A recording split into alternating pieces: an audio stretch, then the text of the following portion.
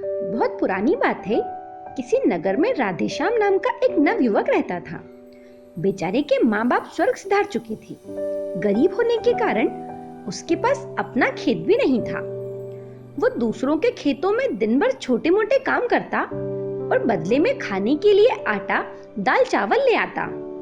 घर आकर वो अपना भोजन तैयार करता और खा पी कर सो जाता।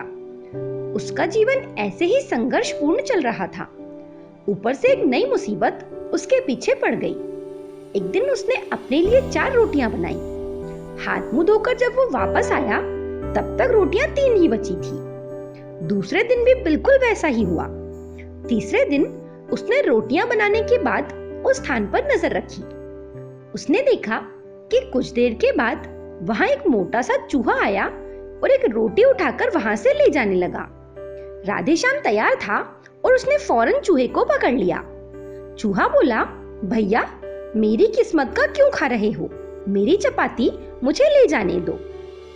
तब उसने कहा कि तुम्हें ले जाने दूं तो मेरा पेट कैसे भरेगा? मैं पहले से ही अपने जीवन से परेशान हूँ। ऊपर से अब पेट भर खाना भी ना मिले तो मैं क्या करूँगा?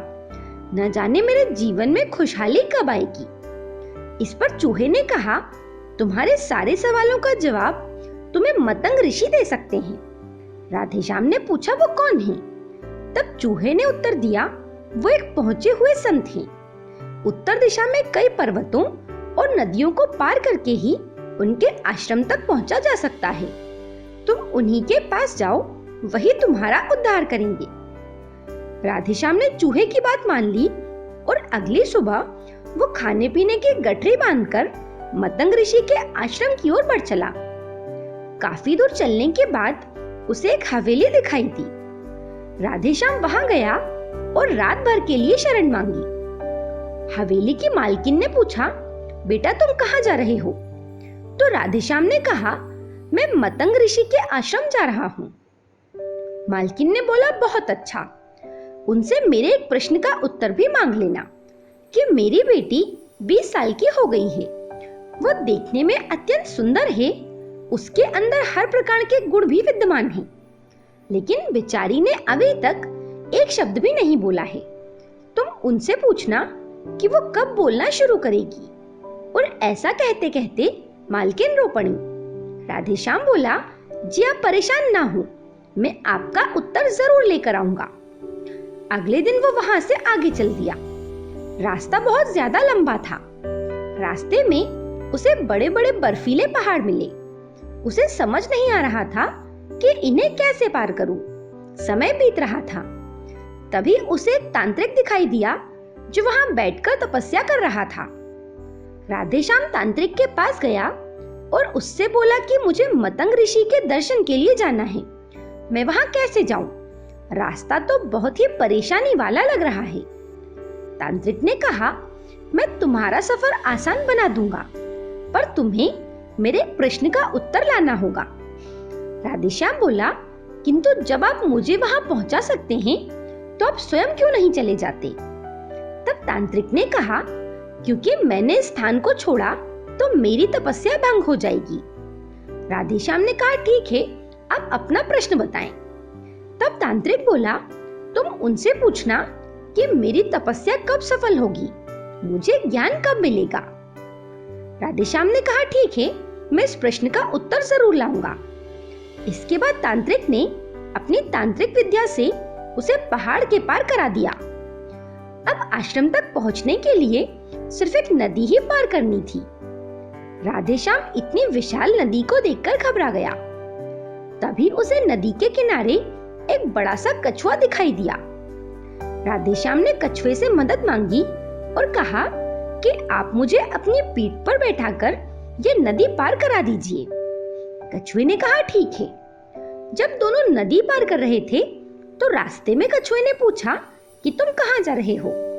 राधेश्याम ने उत्तर दिया कि मैं मतंग ऋषि से मिलने के लिए जा रहा हूँ। कछुए ने कहा, ये तो बहुत ही अच्छी बात है, क्या तुम मेरा एक प्रश्न उनसे पूछ सकते हो?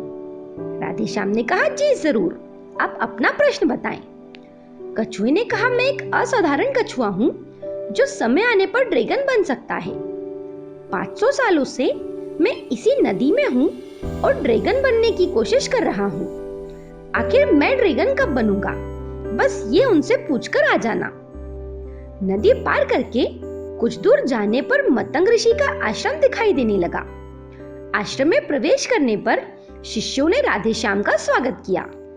संध्या के समय ऋषि ने राधेश्याम को दर्शन दिए और बोले कि पुत्र, मैं तुम्हारे किन्हीं 3 प्रश्नों का उत्तर दे सकता हूँ। पूछो, तुम्हारे क्या प्रश्न हैं? अब तो राधेश्याम असमंजस में फंस गया कि वो अपना प्रश्न पूछे या उसकी मदद करने वाली मालकिन, तांत्रिक और कछुए का। वो अपना प्रश्न पूछना चाहता था, पर उसने सोचा कि उसे मुसीबत में मदद करने वाले लोगों का उपकार उसे नहीं भूलना चाहिए।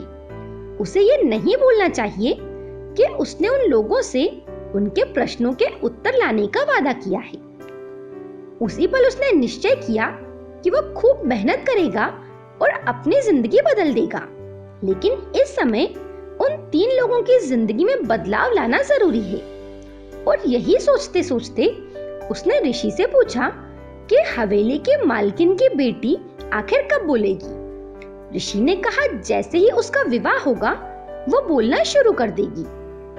फिर राधेश्याम ने पूछा, वो पहाड़ के पास वाले तांत्रिक को मोक्ष कब प्राप्त होगा? ऋषि ने कहा, जब वो अपनी तांत्रिक विद्या का मोह छोड़ दे और उसे किसी और को दे देगा, तब उसे ज्ञान की प्राप्ति हो जाएगी। राधेश्याम ने तीसरा प्रश्न पूछा कि वो कछुआ ड्रैगन कब बनेगा। तब ऋषि ने उत्तर दिया कि जिस दिन उसने अपना कवच उतार दिया वो ड्रैगन बन जाएगा। राधेश्याम ऋषि से उत्तर जानकर बहुत ही प्रसन्न हुआ। अगली सुबह वो ऋषि का चरण स्पर्श कर वहां से प्रस्थान कर गया। वापस रास्ते में उसे वही कछुआ मिला। उसने राधेश्याम को नदी पार करा दी और अपने प्रश्न के उत्तर के बारे में पूछा। तब उसने कछुए से कहा कि भैया, अगर तुम अपना कवच उतार दो तो तुम ड्रैगन बन सकते हो। कछुए ने जैसे ही कवच उतारा उसमें से ढेरों मोती झड़ने लगे। कछुए ने वो सारे मोती राधेश्याम को दे दिए और कुछ ही पलों में वो ड्रैगन में बदल गया। उसकी खुशी का ठिकाना नहीं रहा।